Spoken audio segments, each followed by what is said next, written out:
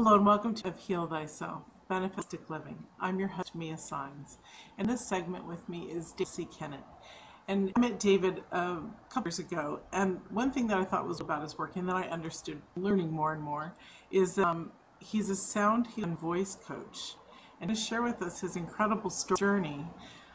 He's more than that. He's a certified holistic nutritionist, and he's also a certified, everything's holistic and certified. And he's also a holistic certified allergist. And I had no idea, and I was excited to have him on because I had no idea that allergies can be simply dissolved and broken away through sound and some other energy techniques that he'll share with you. So I'm so excited. So let's welcome David. Welcome, David. Thank you, Mia. Great to be here. It's wonderful to have you. Would you like to share with us, please, a little bit about your background? Because you sang with a group for many years, traveling the country, and which brought, I believe, into your beautiful healing and sound work that you do today. Yes. Well, I was very privileged at an age to become part of a singing group called the Starscape Singers. It was led by a group. I was led by the director, Kennet, who was a metaphysician and spiritual teacher. And this kind of basically started to change my life. I had suffered a great deal from asthma, severe life-threatening asthma as a boy. Growing up, my mom had to rush me to the hospital many times during the middle of the night, running through lights and doing crazy things to get me to save my life many times thank goodness, by getting me to the hospital on time. And through the process of going through this asthma situation, she introduced me to some alternative therapists and practitioners, and that began to open my mind to non-conventional approaches to health. Some of which were quacky, it's completely ineffective, and other treatments and approaches were very effective. So when the singing came along, that ended up being one of the most effective therapies, frankly, for my asthma, because shortly thereafter, working with Keith Mills, my teacher, and he opened my voice, opened my heart, and I found as the more I sang, the more I began to express myself, the asthma became less a part of my life. Also, there's the love factor. There was tremendous love that was being awakened within me and directed towards me. So that was a big key. I have to say, though, singing is extremely important in my process. So growing up with this asthma being open, my mind being open to different therapies, my mind being open to spirituality, was a big part of my healing on many levels. Mm-hmm. So I sang with this group for 12 years, and made my debut at Lincoln Center. I'm very proud of that. They were a well-established group before I jumped on the bandwagon, a cappella group, and we traveled through Europe and the Baltic states, and I was very privileged to be part of this. That's awesome. It just hit me when you were talking about how, and I just was like, as you saw, so excited to ask you, as you were talking about the allergies disappearing, the asthma, disappearing as you began singing and raising, obviously, vibrational sense that way and opening your heart, the expansion. I was just thinking how directly it hit me all of a sudden for the first time, how directly that is with our love, with our sense of who we are and how we feel about ourselves. My worst time of my life, I had asthma. I mean, inhaler, everything really badly. But since I shifted and changed everything and brought myself in and opened up my heart, there's got to be a correlation there, David. Tell us. Absolutely. Well, let's start with something very basic and simple. Anything that's going to reduce your stress level, and love is a big one, affection, touch, having sex, as they've been shown to increase, our immune system and boost our immune system. Things that reduce our stress are important for our immune function. Also, the nervous system is involved with our health. So the nervous system and the immune system are very intertwined, specifically with allergies in my work. And that's what I work with when I see my clients is relaxing the nervous system, getting the nervous system relaxed and feeling safe. Because fundamentally, allergies are all about, and many health-related issues are all about the body not feeling safe. And specifically with the immune system and allergies, the body fundamentally is not feeling safe with a particular allergen. It could be even a harmless, completely harmless food that's actually good for us, like broccoli, right?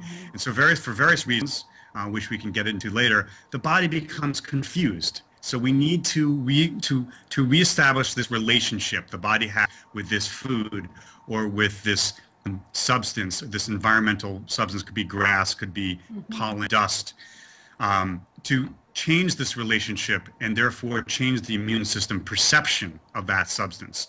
Once that clarity is reestablished in the body wakes up and says, oh, I get it. Body's very, very smart. I get it. That's grass. That is not a pathogen or a virus. Because with an allergy response, the body is considering itself being attacked. It's in a very dangerous place. That's why our body starts to produce a lot of histamines to cope with this perceived threat. But it's actually fundamentally, it's a misperception, a misunderstanding in most cases.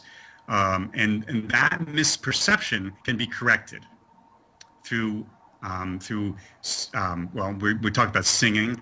There's other methods where we can work with boosting our immune system, boosting the sort of rebooting our immune system, reestablishing that inherent intelligence that's really, when we're healthy, is there. The body does not get confused. The body knows, when we're healthy, the body knows the difference between a pathogen and a virus.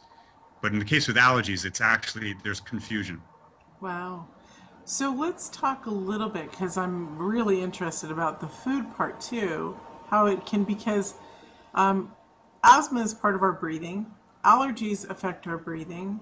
It all affects our breathing, and when we can't breathe, we die. Yes. So regarding foods and that kind of stuff, I'm highly, highly allergic to, deathly allergic. I haven't tested it in a while. But I used to have to carry an epidural pen, an epinephrine pen, an EpiPen, because Mary, something as beautiful as what people love, rosemary, literally would cut my throat off, and I'd end up in the hospital every single time.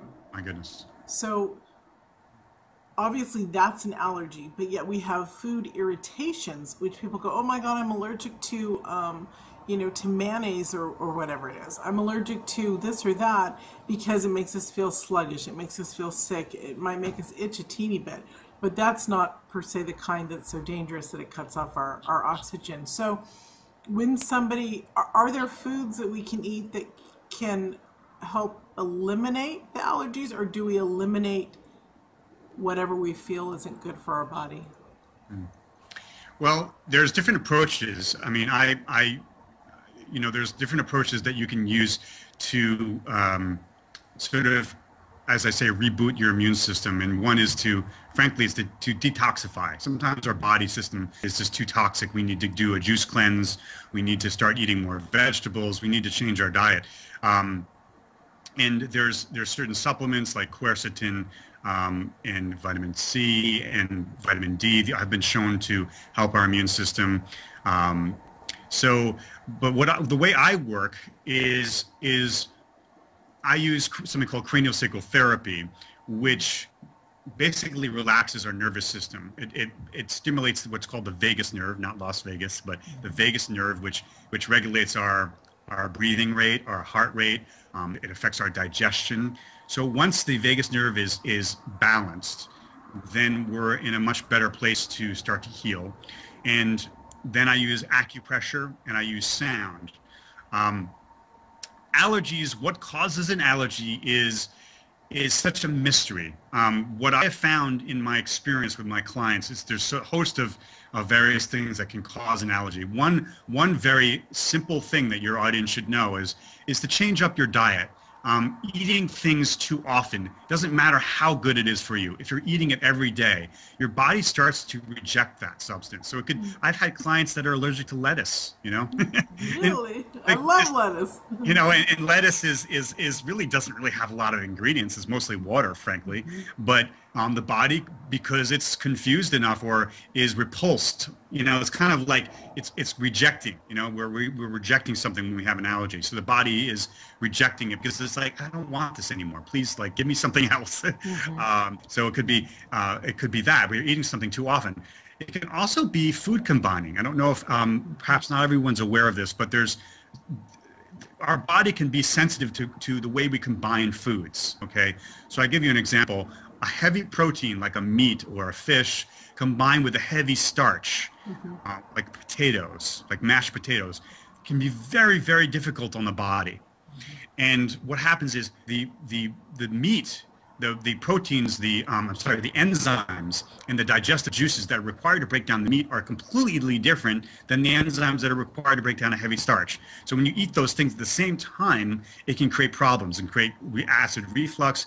And guess what? You know, what I believe can cause an allergy is this trauma. It's a kind of a trauma for the body. So sooner or later, you can start to actually develop a sensitivity or an allergy to potatoes just because you've given your body a trauma.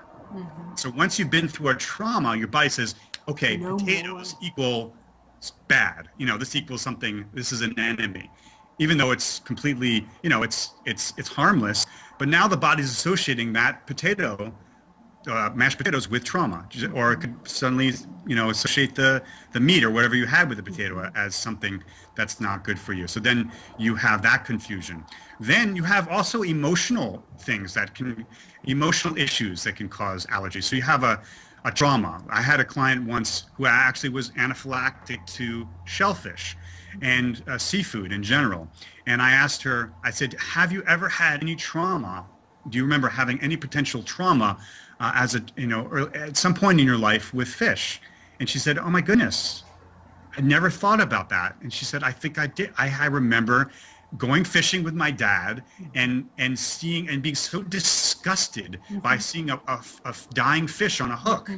And it was interesting because we worked with that trauma in addition to clearing her for the actual fish and shellfish. And she no longer has anaphylactic reactions. And when I do work with anaphylactic, but I'm very careful to say, now you need to go back to your doctor, get a blood test, and see if you're still allergic. And she waited, and I said, it's good months because it takes time for the blood to change. After the therapies I do, sometimes you're not allergic anymore, but the blood work to be clear, it takes a while. So I think it was 8 months, 8 or 9 months later, that she went back to her holistic doctor, because I'm not a doctor, I'm a holistic allergist, not a medical allergist. She went to her medical allergist, got the blood test, and guess what? She was completely clear of any kind of allergy to shellfish and fish. And now she got the green light, and she's eating fish safely now. That's so wild you talk about fish, because my trauma is so deep regarding fish. We had to clean them every day. My dad, for like a year or two, would find solace after work by going fishing. So not only did we have to hang out at the lake, but then we had to come home. We had to clean those little suckers, cut their heads off, gut them, pull out the insides, and it was so traumatic. I was 8 and 9 years old, and I don't like fish because of it. You know, I'll eat certain fish, but I'm very sensitive to smell, even some, and I love the ocean. We all love the ocean. But sometimes if there's a little bit too much in the tides of some kind of a growth of, or a, whatever, and it smells, I get violently ill. Well, there's another thing. You could have gotten, or you or people who have an allergy had a slight food poisoning when they ate that particular food. So the body remembers the food poisoning and just automatically assumes every time you eat that food to reject it. That is interesting. Yeah. Wow. And it can be a subtle thing. I believe that there are things that we can probably not possibly remember from childhood. We could have gotten some bad news while we're eating dinner, and that particular food that we're eating while we receive that news becomes the enemy for the body, because you're in that state of fear and terror, or whatever emotion may have been conjured up, and your digestive system just shut off. Brilliant. So those are different things that can cause. I mean, again, it's the $1 million question. What causes an allergy? I'm not really certain. What I do know is that for a good percentage of my clients, my therapies work. So. It's fantastic. It's fantastic.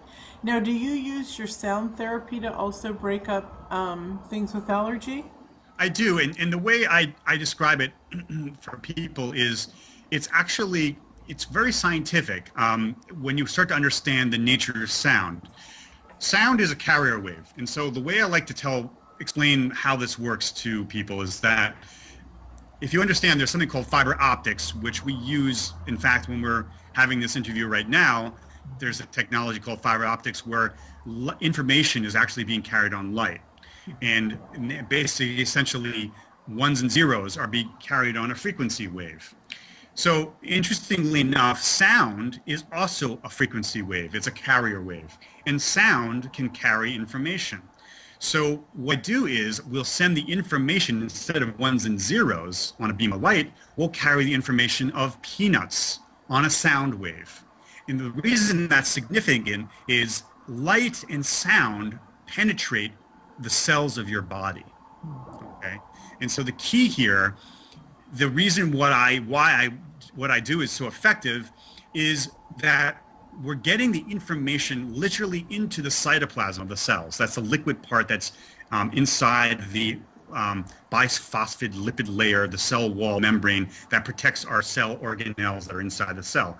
We need to get past that fatty layer. And the only way you can really do it is frankly, through energy.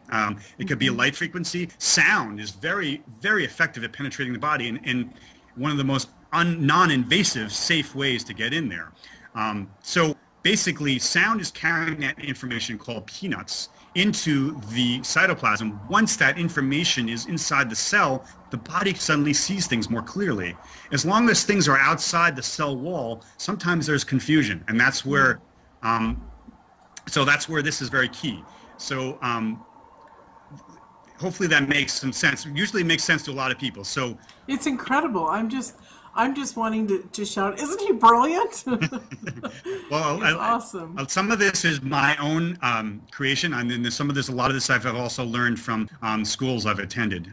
So it's a combination of my background of nutritional background and the allergy work and sound. My background, it all comes together in this. Right. So during a session, essentially what I'm doing is I'm reintroducing, in a safe manner. We're not doing any injections. We're not doing any poking or pricking. We're using acupressure, using sound to reintroduce that information. Could be peanuts, could be grass, could be dust, into the cells of the body. And then what happens later is nothing short of a miracle, because then the body starts to wake up, basically. So, because our body is really, really smart. It's like, I get it. That's dust. That's not a pathogen. That's a virus. Like, I was confused. So the body then makes that adjustment. And that's what happens. And so after usually 1 or 2 or 3 sessions, people begin to see a difference. The key here is knowing exactly what's causing your symptoms, because that's where this whole allergy business becomes very complex.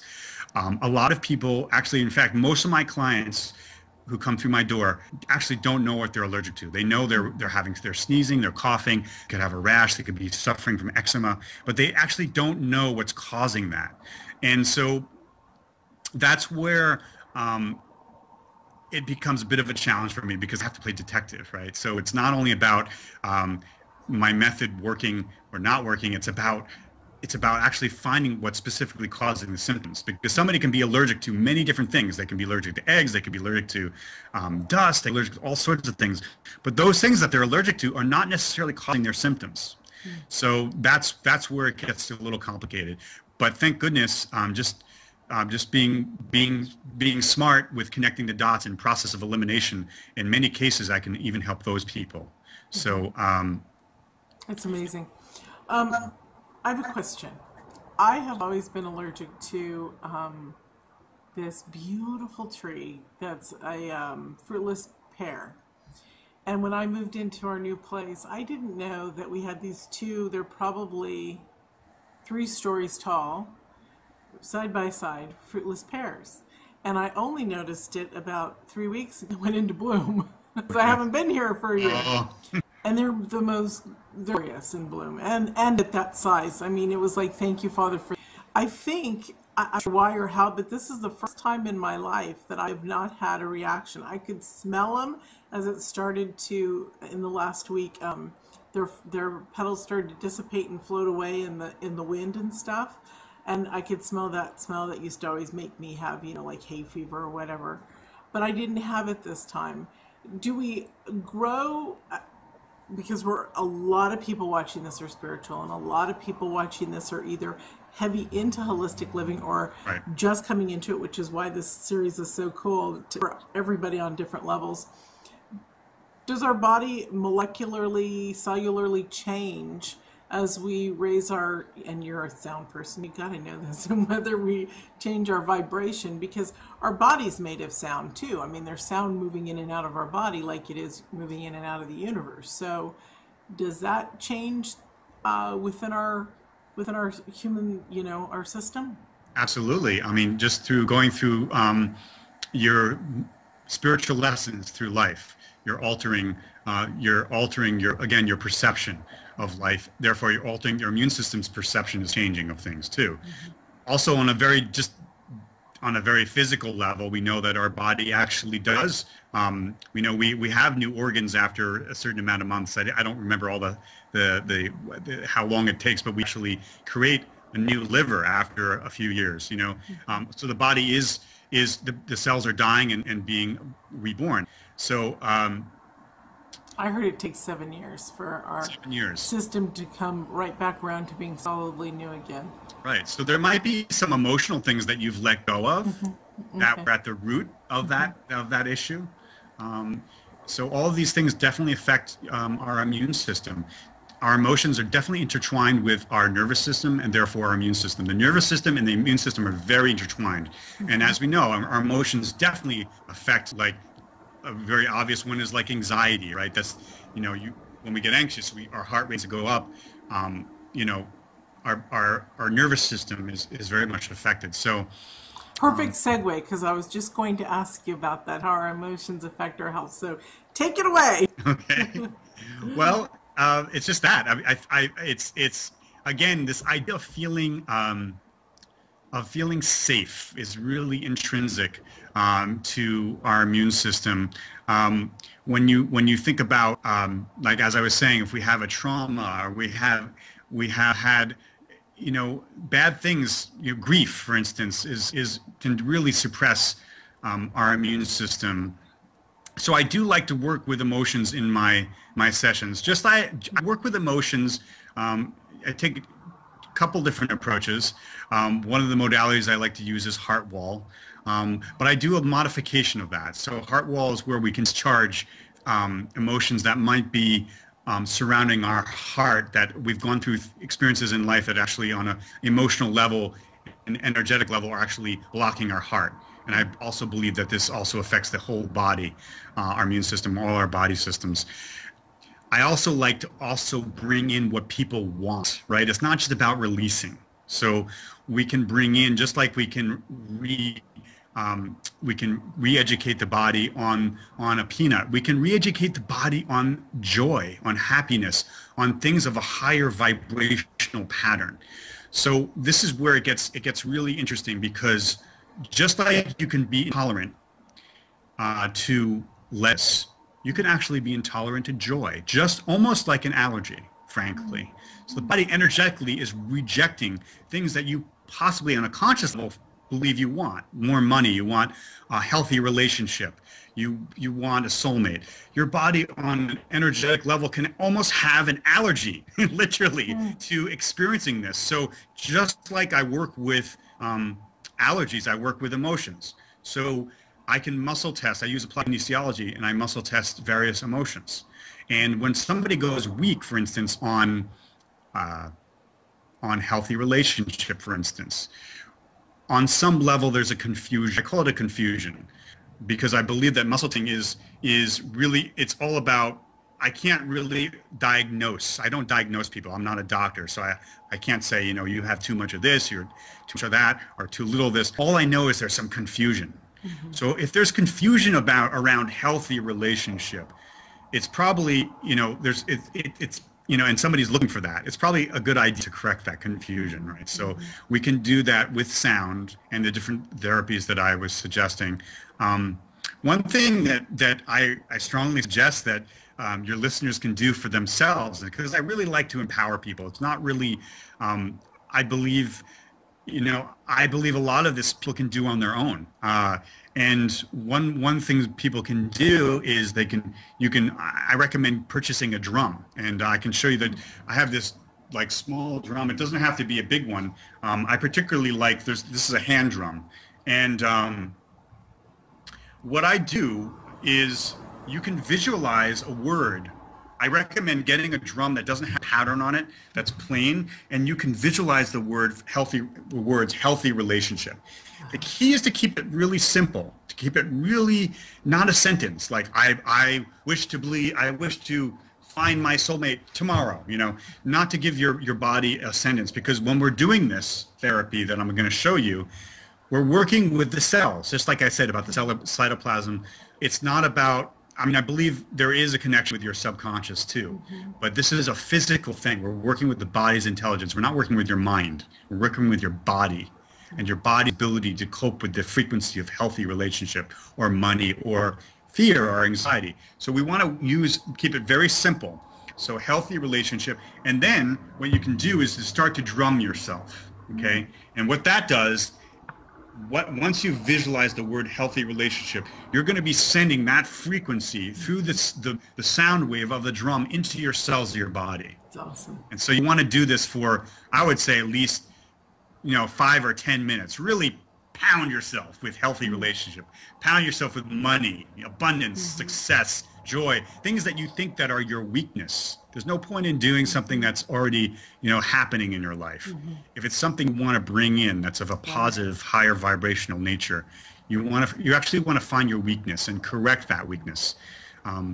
You can work. I've had people literally after a session find their soulmate the next day. It's been a phenomenal. But sometimes you also need to release stuff first. It's not always about working with. I think a lot of people a lot of us in the conscious community tend to steer away from the negative words, or we think they're negative, or they're just lower vibrational. Every emotion, there's no bad or good. Emotions are simply emotions. However, you want to make room. You want to make room for what you want to bring in. It's like emptying a cup that might be full of water. Right. So you want to make room for what you want to bring in. So sometimes you have to work with releasing things that are not serving you. And you can try to do this on your own. Sometimes an energy practitioner is good to seek out, because it's hard to see ourselves. Exactly. Even for myself, I go to somebody. It's hard to even muscle test yourself. You can try to, but it's tricky because the bias of your mind can get in, and it's hard to really always be able to trust information you're getting on yourself. Right. That's wonderful. And I've been to a sound healing before. We've had dinner. We've gone out with our mates, and we've had dinner with David and my husband and his partner. And so it's not been with David. I know him, and I'm going to go to him after this, actually, when I'm on vacation in 2 weeks. Yay, I'm so excited. But I just want to share how powerful it is, what he's talking about. It's one of the most, not only loving feelings that I've ever had.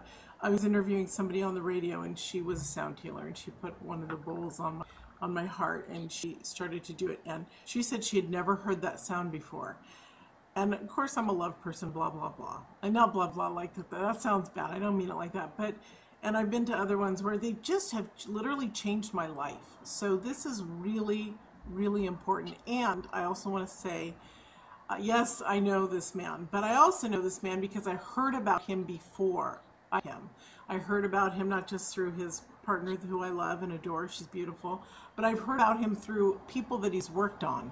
And so then I thought, I got to pay more attention to him. I think that was a couple years back. So he really knows what he's talking about. So don't be afraid to try this. Write him, call him, email him however he wants to. It will be in your daily email. It's on at the end in the credits. What he's saying is absolutely right on. It totally shifts.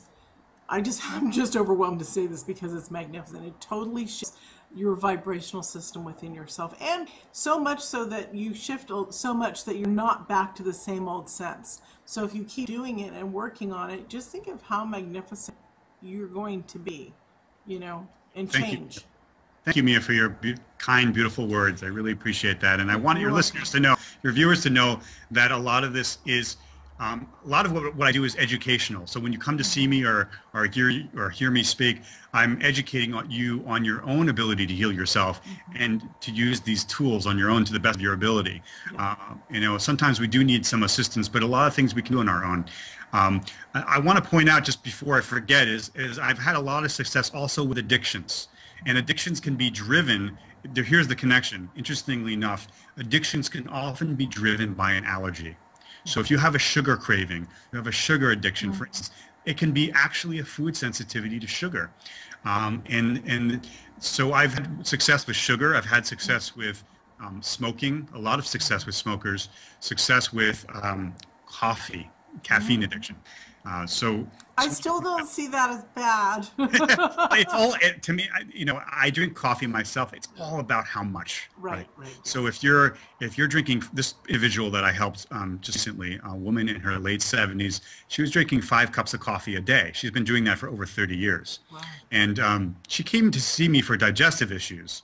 She didn't even come to see me for her caffeine addiction. But they're related. They're related, absolutely, because obviously her adrenals were completely whacked. And when adrenals are whacked, and digestion is very hard to happen. It's hard for all that. It's all connected.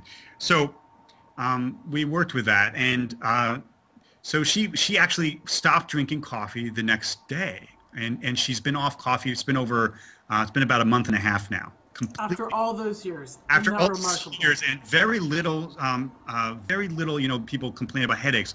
She had very mild, side effects of stopping drinking coffee. So awesome. A mild headache. That was it. It lasted for like a day, and that was it. She's fine. So some of it had to do with, like, we did multiple things. We worked with blood sugar. This is where my nutritional background comes in. Yeah. Something was off with her blood sugar. Something was off with her surprise, her adrenaline in her body, epinephrine. So it's all connected, and we did emotional work. So addictions are something that I'm happy to say or can be very effective with the approach that I take. Awesome. We're way out of time. We're over. Okay. But this has been so much fun and so informative. It's awesome. Will you share with everybody your free gift? My free gift is, if you go to my website, is www.sb, S as in Sam, B as in boy, allergies.com. Sign up for my email, and the first 10 people to do that will get a free 15-minute phone or Skype consultation with me regarding allergies or spiritual, emotional issues. So yes, 15 Very minutes awesome. Free. So get to my website, sign up for my newsletter. Yay.